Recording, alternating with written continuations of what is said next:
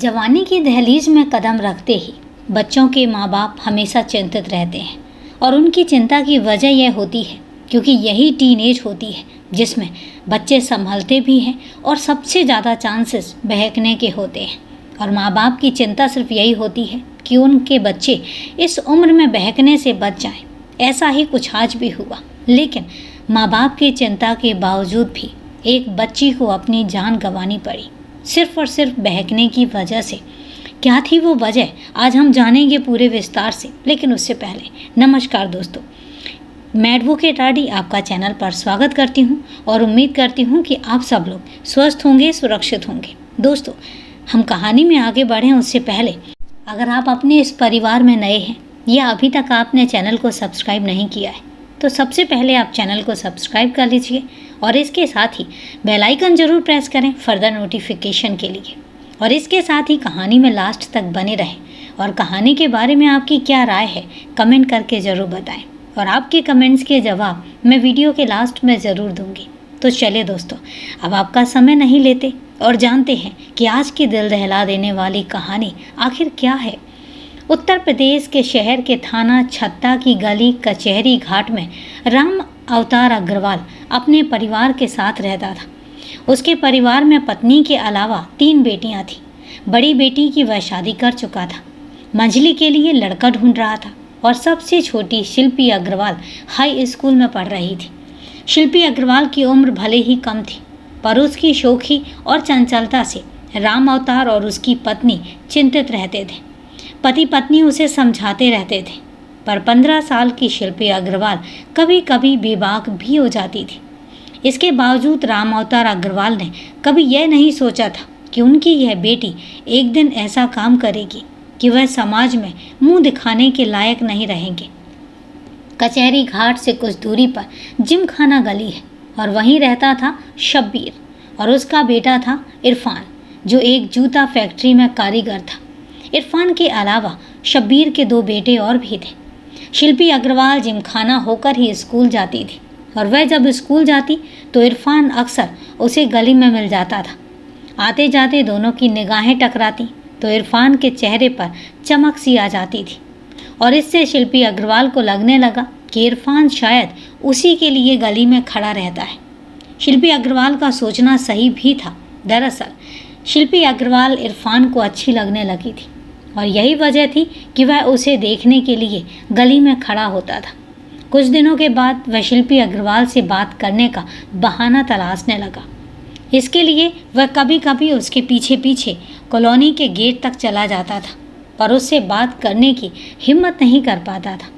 जब उसे लगा कि इस तरह काम नहीं चलेगा तो एक दिन उसके सामने जाकर उसने कहा, मैं कोई गुंडा लफंगा नहीं हूँ, मैं तुम्हारा पीछा किसी गलत नीयत से भी नहीं करता हूँ।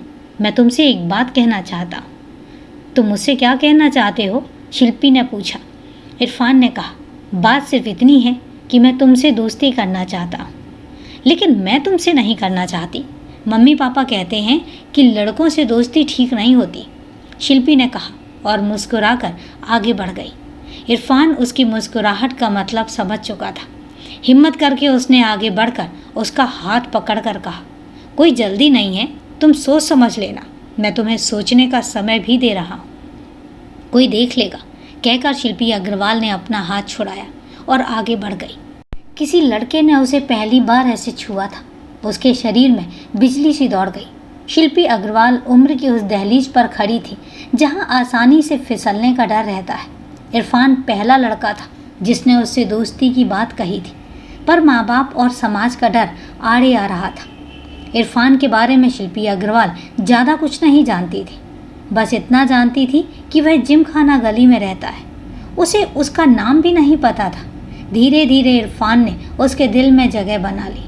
मिलने पर इरफान उससे थोड़ी बहुत बात भी कर लेता था, पर उसे प्यार के इजहार का मौका नहीं मिल रहा था। एक दिन उसने कहा, चलो ताजमहल देखने चलते हैं और वहीं बैठकर बातें करते हैं। शिल्पी अग्रवाल ने हाँ कर दी तो दोनों ऑटो से ताजमहल पहुंच गए। वहाँ शिल्पी अग्रवाल को जब पता चला कि उसका नाम इरफान है तो उसने कहा, ओहो, तुम तो मुसलमान हो। हाँ, मुसलमान हूँ तो क्या हुआ? क्या मुसलमान प्यार नहीं कर सकता? मैं तुमसे प्यार करता हूँ। ठीक ठाक कमाता भी हूँ और मैं वादा करता हूँ कि जीवन भर तुम्हारा बनकर रहूँगा, तुम्हें हर तरह से खुश भी रखूँगा। इरफान देखने में अच्छा खासा था और ठीक ठाक कमाई भी कर रहा था। केवल एक ही बात थी कि वह मुसलमान था। पर आज के ज़माने में तमाम अंतर्जातीय विवाह होते हैं। यह सब सोचकर शिल्पी अग्रवाल ने इरफान की मोहब्बत स्वीकार कर ली और उस दिन के बाद वह अक्सर उसके साथ घूमने फिरने लगी। मोहल्ले वालों ने जब शिल्पी अग्रवाल को इमरान के साथ देखा तो तरह तरह की बातें करने लगे। किसी ने राम अवतार अग्रवाल को बताया कि वह अपनी बेटी को संभाले, वह एक मुसलमान लड़के के साथ घूमती फिरती है, कहीं उसकी वजह से कोई बवाल न हो जाए। बेटी के बारे में सुनकर राम अवतार अग्रवाल के कान खड़े हो गए। दोपहर में जब वह घर पहुंचा तो पता चला कि शिल्पी अग्रवाल अभी तक घर नहीं आई है। पत्नी ने बताया कि वह रोज़ देर से आती है और कहती है कि एक्स्ट्रा क्लास चल रही है। राम अवतार अग्रवाल दुकान पर लौट गया। कुछ देर बाद पत्नी का फ़ोन आया कि शिल्पी अग्रवाल आ गई है, तो वह घर पर आ गया। उसने शिल्पी अग्रवाल से पूछताछ की तो उसने कहा कि वह किसी लड़के से नहीं मिलती, छुट्टी के बाद मैडम क्लास लेती हैं और इसीलिए देर हो जाती है। राम अवतार अग्रवाल जानता था कि शिल्पी झूठ बोल रही है। वह खुद उसे पकड़ना चाहता था और इसलिए उसने उससे कुछ नहीं कहा। कुछ दिनों तक शिल्पी के साथ कोई टोका टाकी नहीं हुई तो वह निश्चिंत हो गई और वह इरफान के साथ घूमने फिरने लगी। फिर एक दिन राम अवतार अग्रवाल ने उसे इरफान के साथ देख लिया। उसने शिल्पी अग्रवाल को डांटा फटकारा ही नहीं, उसका स्कूल जाना भी बंद करा दिया। बंदिश लगने से शिल्पी अग्रवाल का प्रेमी से मिलना जुलना बंद हो चुका था। वह उससे मिलने के लिए बेचैन रहने लगी, जिससे उसे अपने ही घर वाले दुश्मन नजर आने लगे। अब घर उसे कैदखाना लगने लगा था और उसका मन कर रहा था कि किसी तरह वह इस चारदीवारी को तोड़कर अपने प्रेमी के पास चली जाए। एक दिन उसे वह मौका मिला तो वह इरफान के साथ भाग गई। हिंदू लड़की को मुसलमान लड़का भगा कर ले गया था। इस बात पर इलाके में तनाव फैल गया। थाना छत्ता में 28 अगस्त 2010 को राम अवतार अग्रवाल की तरफ से शिल्पी अग्रवाल को भगाने वाले इरफान के खिलाफ मुकदमा दर्ज हो गया। इसके बाद पुलिस सक्रिय हो चुकी थी और जल्दी ही पुलिस ने दोनों को ढूंढ निकाला। पुलिस ने दोनों को अदालत में पेश किया। क्योंकि शिल्पी अग्रवाल नाबालिग थी और इसीलिए अदालत ने उसे उसके पिता को सौंप दिया और इरफान को जेल भेज दिया। प्रेमी के जेल जाने से शिल्पी अग्रवाल बहुत दुखी थी। वह अपने पिता के खिलाफ खड़ी हो गई। माँ बाप और रिश्तेदारों ने शिल्पी अग्रवाल को लाख समझाने की कोशिश की और उसके दिलो दिमाग से इरफान नहीं निकला। शिल्पी अग्रवाल की उम्र भले ही कम सिन थी पर उसकी मोहब्बत तूफ़ानी थी, जबकि समाज और कानून की नज़र में उसकी मोहब्बत बेमानी थी क्योंकि वह नाबालिग थी। इरफान 3 महीने बाद जेल से बाहर आ गया। उसके जेल से बाहर आने पर शिल्पी अग्रवाल बहुत खुश हुई और दोनों के बीच चोरी छिपे मोबाइल से बातचीत होने लगी। शिल्पी अग्रवाल पर नज़रों का सख्त पहरा था। उसे घर से निकलने की इजाज़त नहीं थी। वह अपने प्रेमी से मिलने के लिए छटपटा रही थी, पर राम अवतार और उसकी पत्नी माया सतर्क रहते थे। शिल्पी अग्रवाल और इरफान साथ साथ रहने का मन बना चुके थे। माँ बाप की लाख निगरानी के बावजूद एक दिन रात में शिल्पी अग्रवाल प्रेमी के पास पहुँच गई। इरफान इस बात उसे लेकर इलाहाबाद चला गया। इरफान ने लव मैरिज के लिए हाई कोर्ट के वकीलों से बात की, लेकिन शिल्पी अग्रवाल नाबालिग थी और इसीलिए कोई उनकी मदद नहीं कर सका। इसके बाद इरफान ने एक काजी की मदद से शिल्पी अग्रवाल से निकाह कर लिया। शिल्पी अग्रवाल दोबारा घर से भागी थी। इस बार किसी ने विरोध नहीं किया, पर राम अवतार अग्रवाल परेशान था और वह मदद के लिए पुलिस के पास पहुंचा तो पुलिस ने इरफान के घर वालों पर दबाव डाला और करीब 1 महीने बाद इरफान शिल्पी अग्रवाल के साथ वापस आ गया। पुलिस ने दोनों को कोर्ट में पेश किया। शिल्पी अग्रवाल अभी भी नाबालिग थी, लेकिन इस बार उसने पिता के साथ जाने से इनकार कर दिया। तब अदालत ने उसे नारी निकेतन तो इरफान को जेल भेज दिया। प्रेमी युगल को कानून ने एक बार फिर जुदा कर दिया, लेकिन उनकी मोहब्बत जुनूनी हो गई थी। शिल्पी अग्रवाल अब अपने बालिग होने का इंतजार कर रही थी। इससे तय हो गया था कि बाहर आने के बाद दोनों साथ साथ रहेंगे, तब साथ रहने का उनके पास कानूनी अधिकार होगा। 14 महीने बाद जब शिल्पी अग्रवाल नारी निकेतन से बाहर आई, तब तक इरफान भी जेल से छूट चुका था।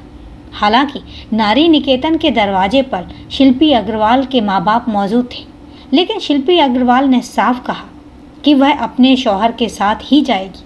बेबस माँ बाप देखते ही रह गए और बेटी प्रेमी के साथ चली गई, क्योंकि अब वह बालिग थी और अपनी मर्जी की मालिक भी थी। माँ बाप के प्रति उसके मन में प्यार नहीं, नफरत भर चुकी थी, और जिसके कारण उसे नारी निकेतन में रहना पड़ा तो प्रेमी को जेल में रहना पड़ा। शिल्पी अग्रवाल जब नहीं मानी तो माँ बाप ने भी उसे उसके हाल पर छोड़ दिया। अब वह इस दर्द को भूलना चाहते थे कि बेटी ने समाज में उन्हें कितना जलील किया है। शिल्पी अग्रवाल ने अपनी दुनिया प्रेमी के साथ बसा ली थी। उसने कभी भी नहीं जानना चाहा कि उसके कारण माँ बाप का क्या हाल हुआ, किस तरह से वो अपनी तार तार हुई इज्जत के साथ जी रहे हैं। धीरे धीरे प्यार का नशा उतरने लगा। शिल्पी अग्रवाल को माँ बाप की याद आने लगी और एक दिन वह पिता के घर पहुँच गई। माँ का दिल पिघल गया। उसने उसे गले से लगा लिया और उस दिन के बाद शिल्पी अग्रवाल चोरी छिपे पिता के घर जाने लगी। इरफान का काफ़ी पैसा पुलिस कचहरी और इधर उधर की भागदौड़ में खर्च हो चुका था। उसने फिर से जूता फैक्ट्री में काम शुरू कर दिया, लेकिन शिल्पी अग्रवाल की ख्वाहिशें बढ़ रही थीं। उसका ख्याल था कि शादी के बाद शौहर उसे एक रंगीन दुनिया में ले जाएगा, पर उसने महसूस किया कि ज़िंदगी उतनी रंगीन नहीं है जैसा कि उसने सोचा था, और उसकी चाहतों की उड़ान बहुत ऊंची थी। उसे लग रहा था कि इरफान ने जो खुशियां देने का वादा किया था वह उसको पूरा नहीं कर पा रहा था। एक दिन उसने इरफान से कहा, जब तक तुम प्रेमी थे तब तक मोहब्बत के लवरेज थे, लेकिन अब जब शौहर हो गए हो तो लगता है कि तुम्हारी मोहब्बत भी ठंडी पड़ चुकी है। क्या मतलब है तुम्हारा? तुम्हारी मोहब्बत में मैं 2-2 बार जेल गया हूँ, पुलिस के जुल्म सहे हैं, अब तुम मुझे ही ताने दे रही हो, इरफान ने कहा। शिल्पी ने तुनक कर कहा, मैं भी तो तुम्हारी खातिर नारी निकेतन में रही हूँ ना, माँ बाप का घर छोड़ा है और आज भी उनकी उपेक्षा सह रही हूँ। इसी तरह के छोटे छोटे झगड़ों में एक दिन इरफान ने उसे 2 तमाचे जड़ दिए तो शिल्पी अग्रवाल हैरान रह गई। पहले तो वह कहता था कि तुम्हें रानी बनाकर रखूँगा, उसे फूलों की तरह रखूँगा। उसने उस पर हाथ उठा दिया। उसने कहा कि अगर उसे पता होता कि उसकी मोहब्बत इतनी कमज़ोर होगी तो वह उसे कभी स्वीकार न करती। शिल्पी अग्रवाल को लगा कि उसने गलती कर दी है, लेकिन अब उसे ज़िंदगी इरफान के साथ ही गुजारनी थी। आखिर हिम्मत करके वह मायके गई और रो रो कर माँ को अपना दुख सुनाया। उसने कहा कि इरफान पर काफ़ी कर्जा हो गया है, जिससे वह तनाव में रहता है।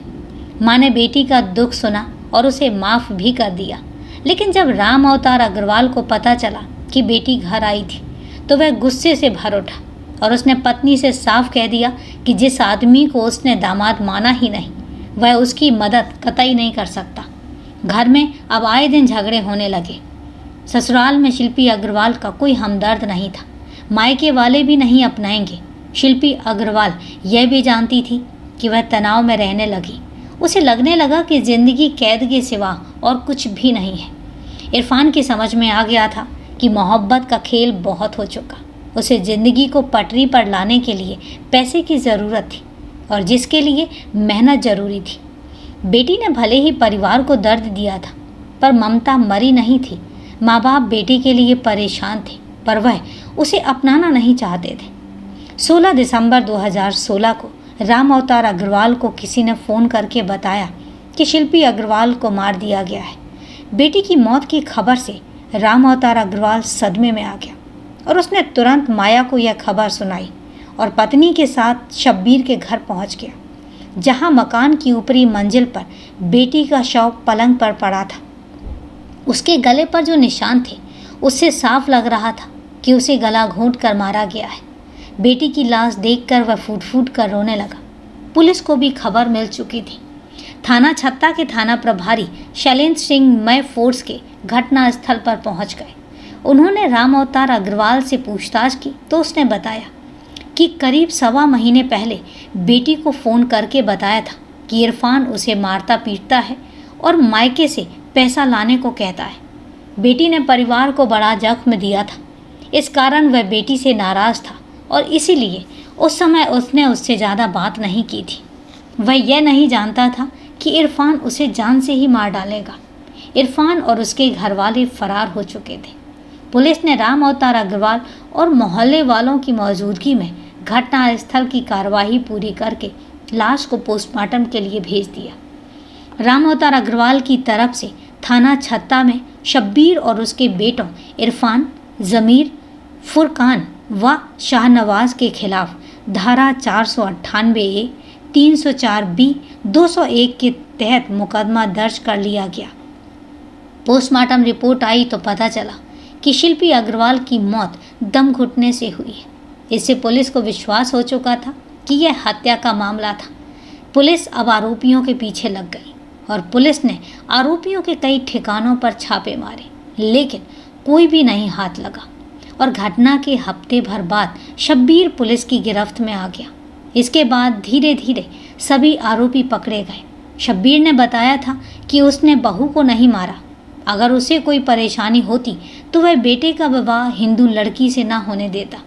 उसने उसे सम्मान के साथ घर में रहने की जगह दी थी। शब्बीर के अनुसार शिल्पी अग्रवाल की मौत में उसका कोई हाथ नहीं है। इरफान शिल्पी अग्रवाल के साथ ऊपर के कमरे में रहता था, जबकि अन्य लोग नीचे रहते थे। चूँकि रिपोर्ट नामजद दर्ज कराई गई थी, इसलिए पुलिस ने उनका बयान लेकर उसे न्यायालय में पेश करके जेल भेज दिया और इसके बाद पुलिस ने एक एक कर सभी को जेल भेज दिया। सिर्फ इरफान पुलिस की गिरफ्त से दूर था। पुलिस ने उसकी भी सरगर्मी से तलाश शुरू की। 2017 में उसने अदालत में आत्मसमर्पण कर दिया, लेकिन उसने अपना अपराध स्वीकार नहीं किया। उसका कहना था कि वह शिल्पी अग्रवाल से मोहब्बत करता था। शिल्पी को खुश रखने के लिए वह मेहनत करके पैसा कमा रहा था और उसने खुद ही फांसी लगाकर जान दी है। इरफान भी जेल चला गया। शिल्पी अग्रवाल मोहब्बत में इस कदर बागी हुई कि अपनों के मान सम्मान की भी परवाह नहीं की, पर उसको यह नहीं मालूम था कि समाज के नियमों को तोड़ने वालों को समाज माफ़ नहीं करता। राम अवतार अग्रवाल भले ही बेटी से नाराज़ था, पर अपनी गुमराह बेटी को उसकी मौत की सज़ा बहुत पछताना पड़ रहा था। अब वह बेटी के लिए इंसाफ की लड़ाई लड़ रहा है। वह नादान बेटी को गुमराह करने वालों को माफ़ नहीं करना चाहता, बल्कि उन्हें सज़ा दिलाना चाहता है। तो दोस्तों, ये थी पूरी कहानी को लास्ट तक सुनने के लिए आपका तहे दिल से धन्यवाद। आपके कमेंट्स के जवाब तो मैं वैसे भी रिप्लाई देती रहती हूँ, लेकिन आज कुछ खास है। आज मुझे लगा कि मैं अपने परिवार के सबसे इम्पॉर्टेंट मेंबर्स का नाम ज़रूर लूँगी। उन लोगों का नाम ज़रूर लूँगी जो इस परिवार में अपनी अहम भूमिका निभाते हैं और जो मुझे खास बनाते हैं और जो इस परिवार में एक ख़ास पदवी रखते हैं। तो परिवार के सबसे खास मेंबर्स के नाम मैं कुछ इस तरह से हैं। सबसे पहले तो सुषमा साहा जी, राहुल खत्री जी, खादिम हुसैन जी, आलोक जी, सनी भंडारी जी, अन्नू जानी जी, आदित्य कुशवाहा जी, अब्दुल हक जी, आज़ाद शेख जी, ये सब उनमें से हैं। और सबसे पहले जे किंग हैं। अब जे किंग जी से मैं रिक्वेस्ट करूंगी कि उनका जो नाम है वो प्लीज़ कमेंट में नाम ज़रूर मुझे बताएं, अच्छा लगेगा। तो ये वो मेंबर्स हैं जो परिवार में एक अहम भूमिका रखते हैं और सच बताऊं तो परिवार को बड़ा बनाने में मेरे बहुत हेल्प भी करते हैं और सबसे बड़ी बात है कि मुझे मोटिवेट भी करते हैं।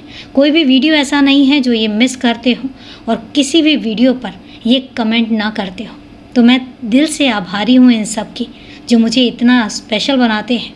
और सबसे बड़ी बात यह है कि इस छोटे से परिवार को धीरे धीरे ही सही, पर इन सब के सहयोग से हम परिवार को बड़ा करते जा रहे हैं। तो आप सबका तहे दिल से धन्यवाद। मेरे पास शब्द नहीं है कि मैं किन शब्दों से आपका धन्यवाद करूं, क्योंकि धन्यवाद शब्द बहुत छोटा सा हो जाता है। और सच बताऊं तो परिवार में आप लोग जो इम्पोर्टेंट भूमिका निभा रहे हैं वो सबसे बड़ी बात है। ना आपने मुझे देखा है ना मैंने आपको देखा है, लेकिन उसके बावजूद भी ऐसा लगता है कि ये कंप्लीट फैमिली है और इसको आप लोगों की मदद से ही धीरे धीरे ही सही, लेकिन हम आगे ज़रूर लेके जाएंगे। बस अपना सहयोग बनाए रखिए और इसी तरीके से मुझे मोटिवेट करते रहिए। तो थैंक यू वेरी मच, तहे दिल से धन्यवाद। तो चलिए दोस्तों, आज के लिए इतना ही। कल फिर मिलते हैं क्राइम की एक नई कहानी के साथ। तब तक के लिए सेफ रहें, सुरक्षित रहें और अपना ध्यान रखें। जय हिंद दोस्तों, जय भारत।